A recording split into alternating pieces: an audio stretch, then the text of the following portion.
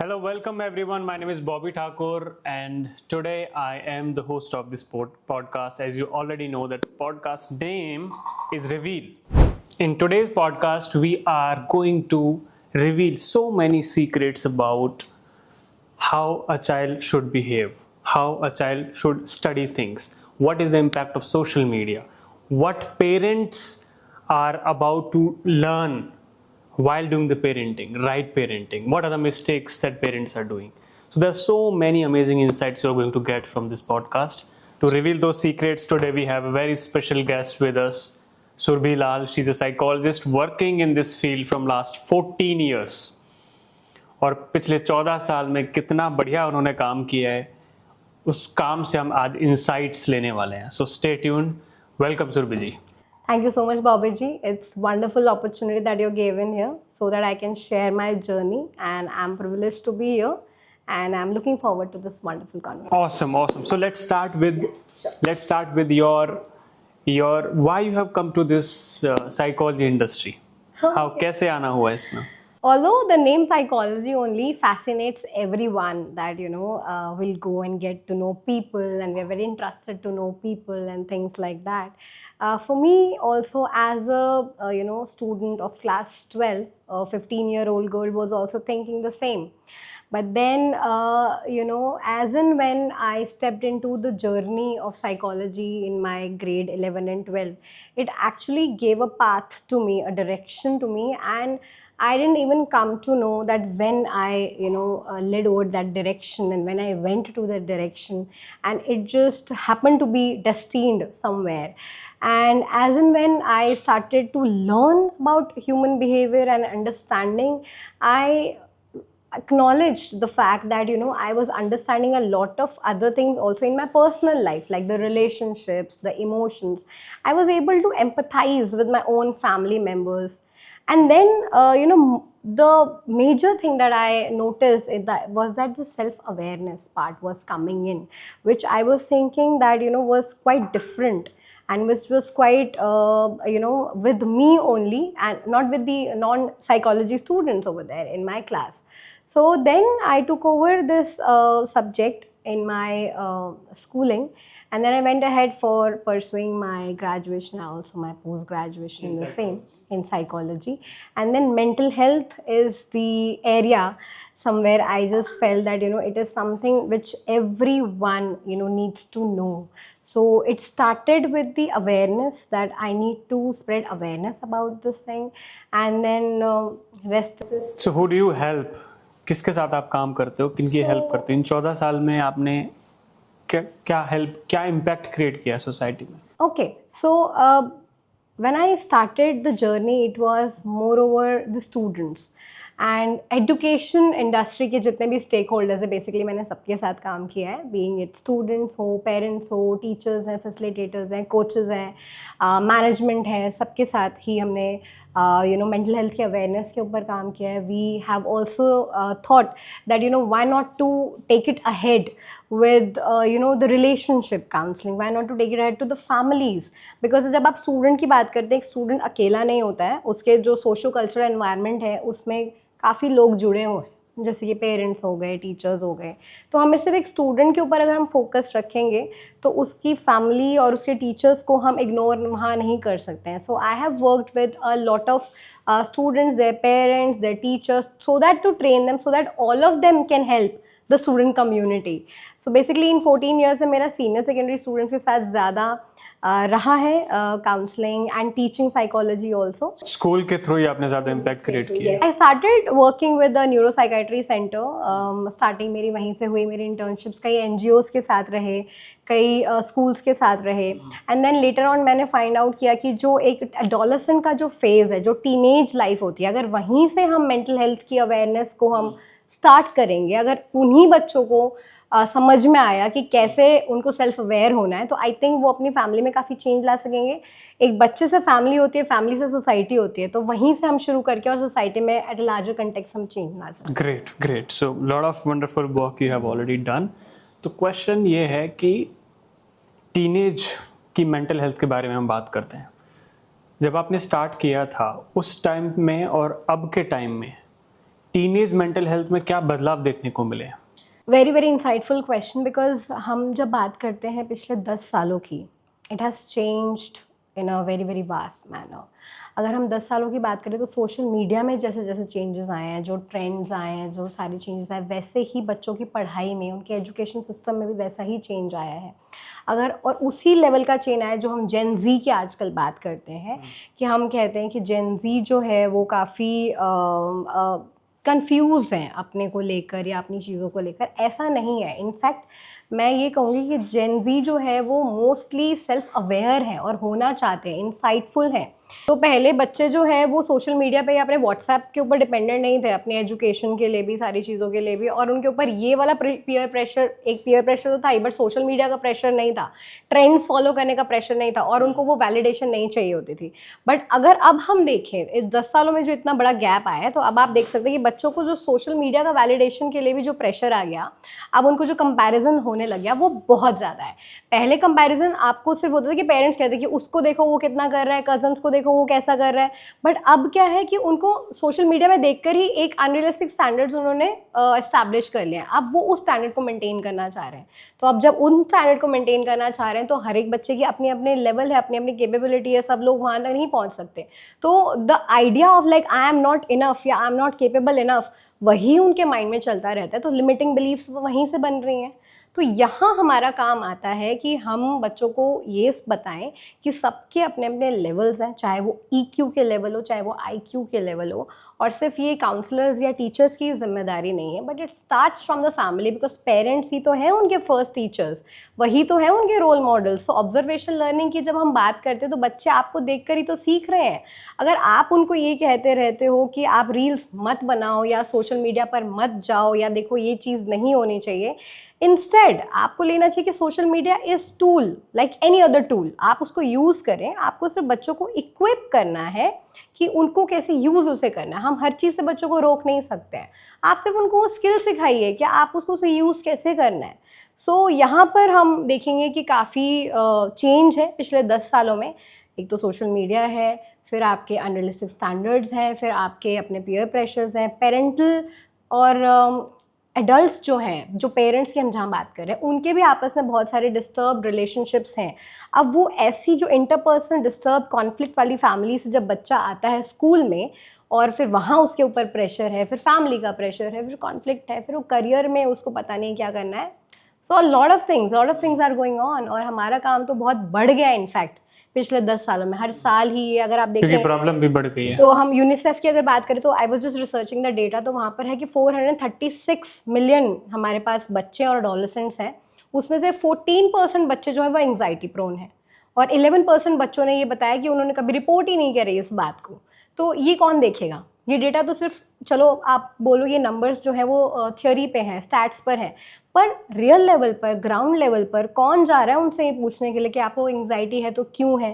क्या घर पे ही पूछा जा रहा है? क्या टीचर्स के पास वो टाइम है कि वो पूछ पाएँ? उनको तो अपना करिकुलम करना है और उनका अपने प्रेशर्स हैं. तो कौन देखेगा इन चीज़ों को? और जब अडोलेसेंट ही कल जब जाके बड़ा होना है, यही वाला एंग्शियस अडल्ट, वो कैसे हैंडल करेगा अपने रिलेशनशिप्स को, और वो कैसे हैंडल करेगा सोसाइटी को? फिर तो आप देखते हैं जो बड़े बड़े केसेस होते हैं ना देश में या कहीं पे भी, वो उसकी जो नींव है वो कहीं बचपन में रखी गई है. तो यहाँ पर मेंटल हेल्थ प्रोफेशनल्स को देखना चाहिए. इनफैक्ट गवर्नमेंट का ये होना चाहिए कि जैसे हमने पोलियो को हटा दिया ना बिल्कुल तरीके से, उस तरह के साथ मेंटल हेल्थ को भी बिल्कुल फ्री एक्सेस होना चाहिए. हर किसी को ये मिलना चाहिए फैसिलिटी कि आप पता लगाएं, क्योंकि हर 10 में से 1 या 2 इंडियन जो है वो मेंटल हेल्थ उनकी ठीक कुछ ना कुछ मॉर्बिडिटी है. पोलियो की बूंद लेके जाते थे घर घर, काउंसलर होना चाहिए घर. एग्जैक्टली होना चाहिए. ये नीड है, आज की सोसाइटी की नीड है. पेरेंट्स पे भी हम बात करेंगे लेंगे. उससे पहले, पेरेंटिंग पे बात करने से पहले एक क्वेश्चन ये आता है कि आजकल एक मुद्दा बना हुआ है कॉम्पिटिटिव एग्जाम्स में पास ना होने की वजह से there are lot of students who are committing suicide. तो इसका मतलब ये है कि वो जो स्टूडेंट्स हैं अपने आप को एकेडमिक से उन्होंने जोड़ के रखा हुआ है. वही सक्सेस और फेलियर है उनके लिए. वही सब कुछ है. वो खत्म तो खुद अपने आप को भी वो खत्म कर लेते हैं. तो इस ये जो जुड़ाव है एकेडमिक्स का स्टूडेंट की पर्सनैलिटी से, इसको ठीक करने के लिए पेरेंट्स और चलो हम बात करते हैं काउंसलर्स और टीचर्स की हम बात करते हैं, उस फील्ड में क्या काम हो रहा है?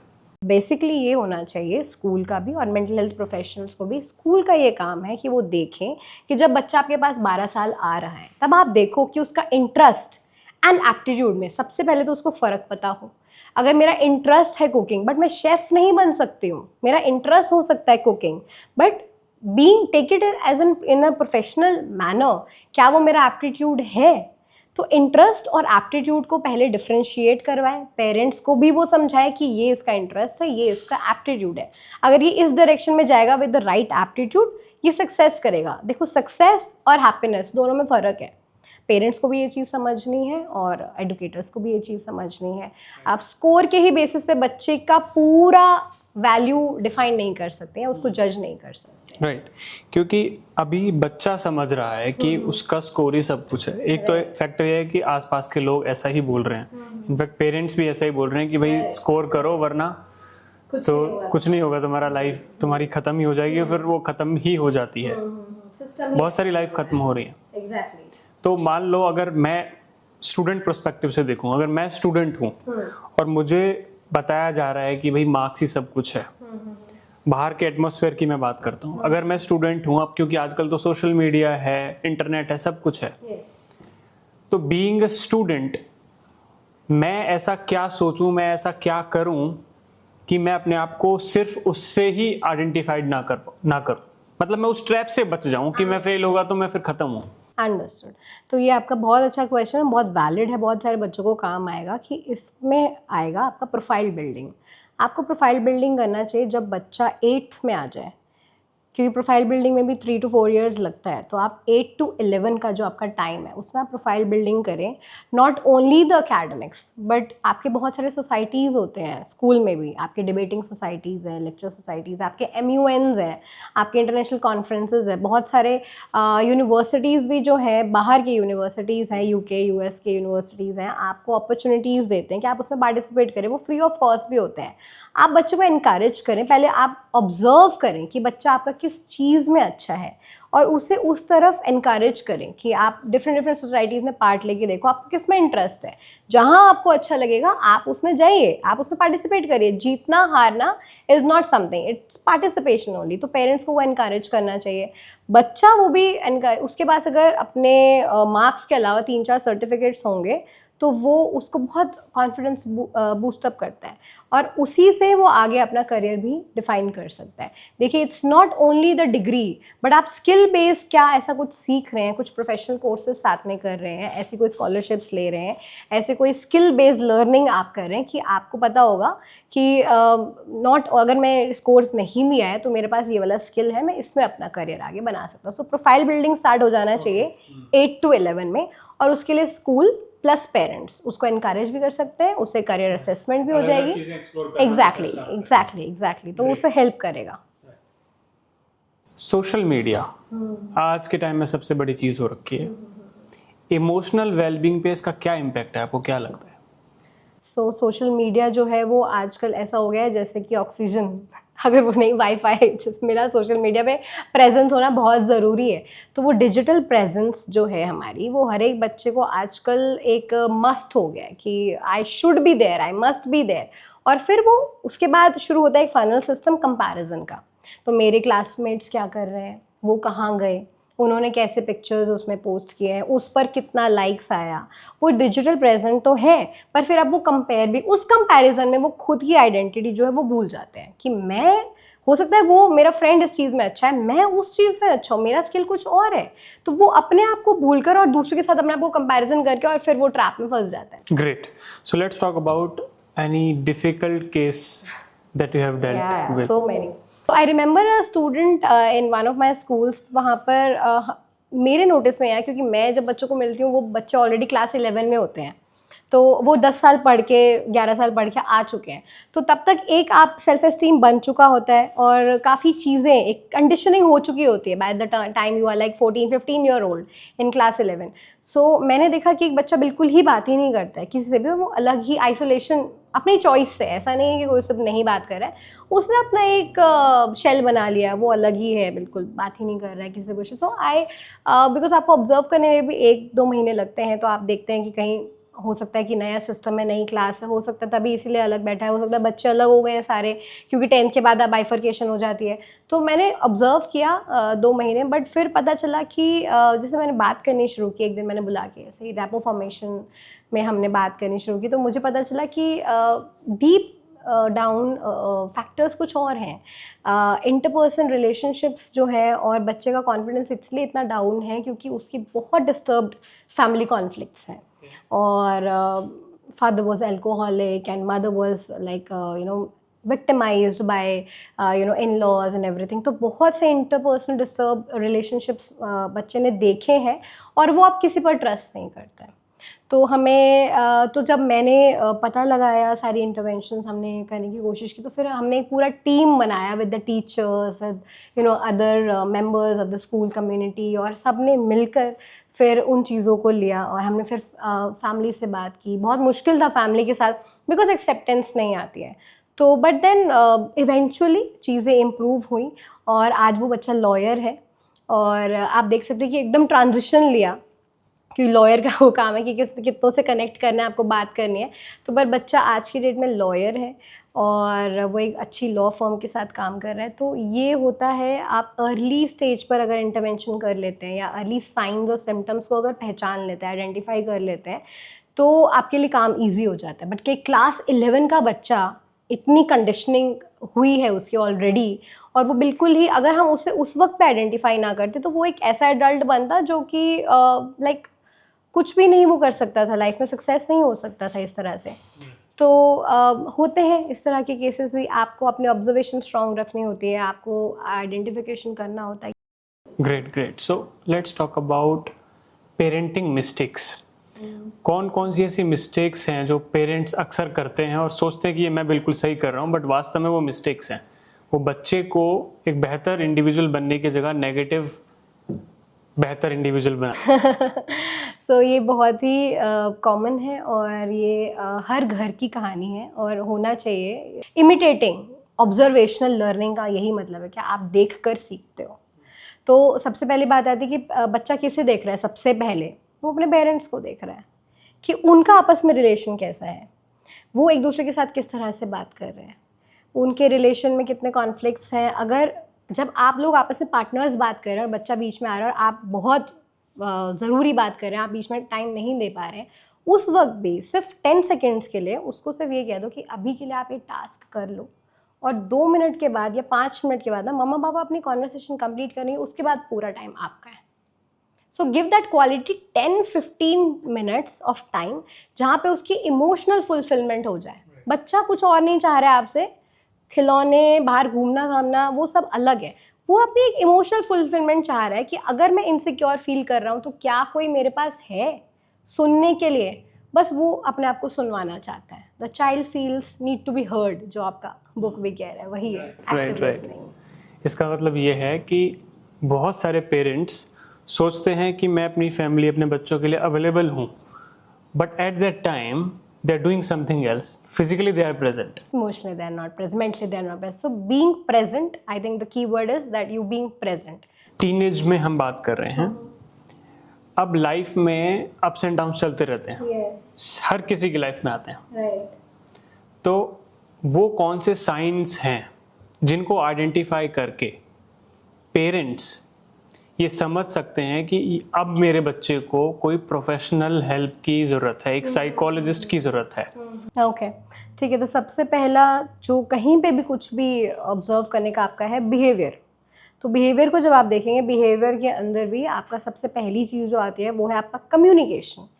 कम्युनिकेशन में कोई सडन चेंजेस, और वो काफ़ी प्रोलॉन्ग टाइम तक वो चेंजेस हैं अगर, तो वो चेंजेस भी इस तरह के चेंजेस कि बच्चा कम्युनिकेट कर तो रहा है बट आप समझ पा रहे हैं कि ये कहीं ना कुछ मिसिंग है, या ये चेंज कम्युनिकेशन है, कम्युनिकेशन है ही नहीं है, या बच्चा छुप रहा है, अपनी बातों को छुपा रहा है, या फ़ोन पर अगर है तो कहीं वो आपके सामने बात नहीं कर रहा है, कहीं और जाके बात कर रहा है, या कॉन्स्टेंटली फ़ोन पर है, या फिर अपने उन रिलेटिव से मिलना नहीं चाहता जिनसे पहले वो मिल रहा था, खुश था, वो वाली एक्टिविटीज़ अब नहीं वो कर रहा है जिसमें पहले उसको मज़ा आता था, और अब वो कहीं आपके साथ जाना नहीं चाह रहा है, सोशली विड्रॉन हो रहा है, भूख में, सोने में, आपको ईटिंग हैबिट्स या फिर स्लीपिंग हैबिट्स में अगर कोई चेंजेस नज़र आए तो वहाँ पर आपको देखना है। कम्युनिकेशन स्टाइल में, या वो बच्चा परेशान ही रहता है, स्माइल ही करना भूल गया है, या फिर कम हंसता है, या कम खुश है, दूसरों के साथ बैठना पसंद नहीं है। एक एडोलेसेंट में होता भी है कि आप ज़्यादा रिलेटिव्स वगैरह के साथ नहीं बैठना चाह रहे हो, आप अपने पीयर्स में खुश हो। पर अगर ये प्रोलॉन्ग्ड है, कभी भी बच्चा खुश ही नहीं है अपने ग्रुप्स में बैठ कर और ऐसा सब कुछ चल रहा है, तब आप जब कम्युनिकेशन कर रहे हैं तो वो छोटी छोटी बातों में अगर वो बर्स्ट आउट हो रहा है, या उसको बहुत ज़्यादा एंग्जाइटी होगी, वो बर्न आउट हो रहा है, अपने इमोशंस को एकदम से उसका वोल्केनो जैसा हो जाता है और वो आउटबर्स्ट हो जाते हैं उसके इमोशंस। तो अगर ये सारी चीज़ें हैं और वो प्रोलॉन्ग टाइम तक है, जैसे कि 1 मंथ तक अगर ये सब चीज़ें चल रही हैं, तब आपको ज़रूर से हेल्प लेने की ज़रूरत है। तो आप ज़रूर सोचें कि आप बच्चे को एक प्रोफेशनल हेल्प दिल 1 मंथ तक लगभग इस तरीके के सिम्टम्स हो, पढ़ाई में भी उसका इंटरेस्ट नहीं हो रहा है, कहीं आने जाने में भी नहीं है, कम्युनिकेशन, भूख प्यास, सोना, सब कुछ अगर ये सब चीज़ें चल रही हैं, मतलब तीनों एस्पेक्ट्स में आपने देख लिया, फिजिकल, इमोशनल एंड सोशल, तीनों में अगर आपने देखा कि सिम्टम्स चल ही रहे हैं और ये 1 मंथ में भी नहीं ठीक हो रहे हैं, तब ज़रूर से आपको प्रोफेशनल हेल्प लेनी चाहिए। राइट। अच्छा, मैं आपको ना एक स्टोरी बताता हूँ। रिसेंटली मेरे पास एक स्टोरी है। पेरेंट, बच्चा पैदा हुआ, उसको उन्होंने अपने हिसाब से रेज करना स्टार्ट किया। एक समय आया जब उन्होंने उसको स्कूल में भेजा। अब स्कूल में एक नई दुनिया ओपन अप होती है बच्चे के लिए।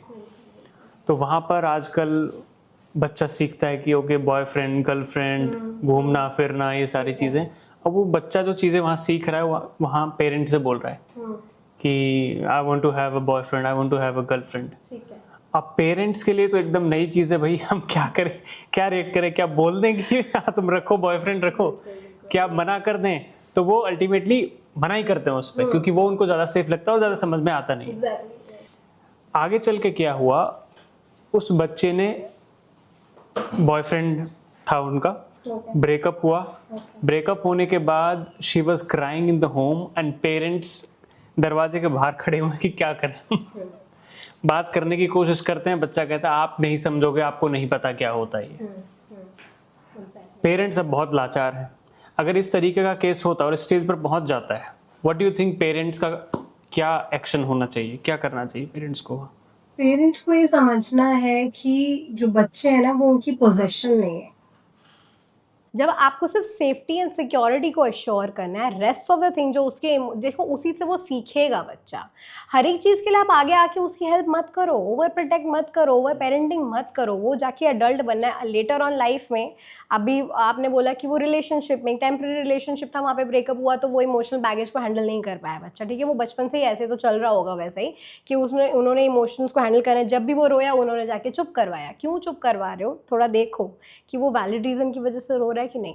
उसको ये भी बचपन से पता होना चाहिए कि वैलिड रीज़न के लिए इमोशंस एक्सप्रेस करना चाहिए, बट रोना और आउटबर्स्ट करना वो वैलिड कितना है कितना नहीं, ये भी आपने ही सिखाना है।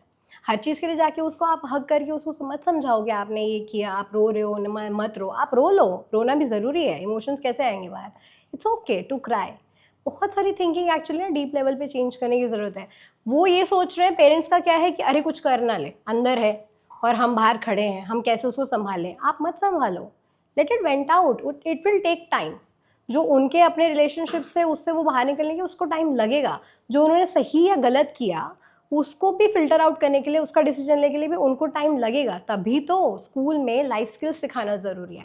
Critical thinking, problem solving skills, decision making skills, ये सब सिखाना ज़रूरी है। तभी वो जाके एडोलेसेंट में आप अपने सामने कह रहे हैं कि पेरेंट जो देखते हैं वो हैंडल करना चाहते हैं, और जो वो नहीं देख रहे, बहुत सारे बच्चे हॉस्टल्स में भी हैं, जब वो वहाँ रो रहा होगा तो उसको कौन संभालने के लिए जाएगा। अभी तो पेरेंट्स देख रहे हैं, पर जब वो बाहर है बच्चा तब, और ऐसी सिचुएशन बहुत सारी ऐसी हो भी जाती है मिस हैपनिंग्स, तो फिर क्या करना चाहिए?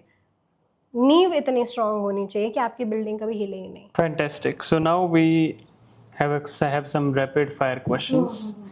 We are just about to end this conversation. So rapid fire round is there. First, so in rapid fire you just need to answer quickly as possible. One is question number 1. Parenting or friendship, what should parents prioritize first? Parenting or friendship? A friendly parenting, I would say. A friendly parenting, yes. Marks or skills? Skills. One word that describes today's teenagers. Creative. Great. Books or social media? Books. Resilience in one word. Not to give up. One habit every student should develop. Reading. One habit every parent should stop. Judging. Okay. Your favorite psychology book? It is, although there are many, but Dream Interpretation by Sigmund Freud. Awesome. One myth about mental health? That it is a stigma. It is something, you call it as a psychopath. Mental health को वो देखा जाता है कि जो पागल होते हैं ना वो जाते हैं काउंसलिंग के लिए. मुझे क्या ज़रूरत पड़ गई काउंसलिंग के लिए? ऐसा क्या हो गया यार, मेरे पास आ जाता, मैं देखो ठीक कर देता. पर उनको वो नहीं पता है कि काउंसलिंग हर एक नॉर्मल लिविंग जो हो रही है डे टू डे लाइफ में, आपको मुझे भी ज़रूरत पड़ सकती है. बिकॉज अगर हम वर्क में इतना ओवरलोडेड हैं कि हम अपने वेलनेस के ऊपर ध्यान नहीं दे पा रहे, सिर्फ सर्वाइवल मोड पे चल रहे हैं. So at times for our own wellness we also require not therapy but at least an interaction where somebody would listen to us. So it is for every normal human being. It is not for like somebody who's having a mental disorder only. It is you need to manage your stress also. उसके लिए भी जाना पड़ सकता है. So everybody needs it. Last question. One message for students who are watching this podcast and one for parents who are watching this podcast. So for students, I would say that you're doing wonderful thing, that you are a student. A student, a learner is always, to be appreciated by, and don't give up. Trust yourself.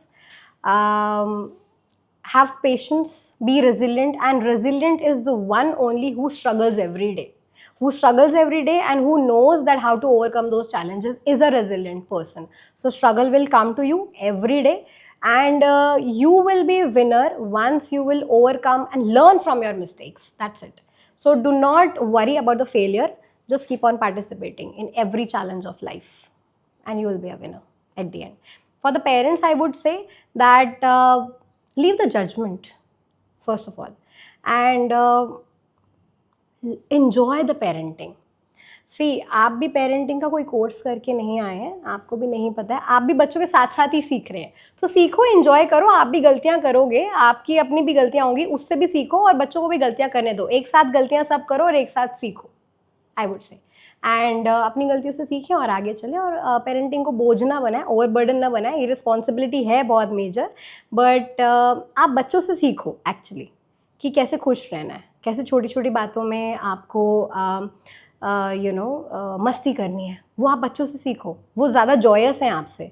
तो ऐसा नहीं कि आपको ही सब कुछ बच्चे को सिखाना है, इसको टू एंड रेफ चलने दो. आप भी सीखो बच्चों से कि कैसे होना होता है सारी चीज़ों को. और आप साथ में एज अ टीम वर्क, अगर आप टीम वर्क इसको लेंगे तो आप इंजॉय कर पाएंगे. Awesome, perfect. So there were a lot of insights that we got from today's conversation. Thank you so much, Surbhi ji, for thank you so being much. here and sharing so many insights. Thank you. I hope Thank it you helps so much. students and parents. Thank you so much. As promised, in today's podcast, we had so many amazing insights. हमने बात करी boundary settings के बारे में, हमने बात करी कैसे वैल्यूज़, फैमिली वैल्यूज़ को बच्चे में इनकलकेट करना है, कैसे अलग अलग बिहेवियर से डील करना है, डिस्कस करना है, कौन से पॉइंट्स होते हैं ऐसे जहाँ साइकोलॉजिस्ट के पास जाने का जो सिग्नल होता है. तो really grateful to have Surbhi ji on this podcast, and she is doing wonderful work, and I hope you have also enjoyed. Thank you so much for watching this. Please like, share and subscribe our channel. Thank you.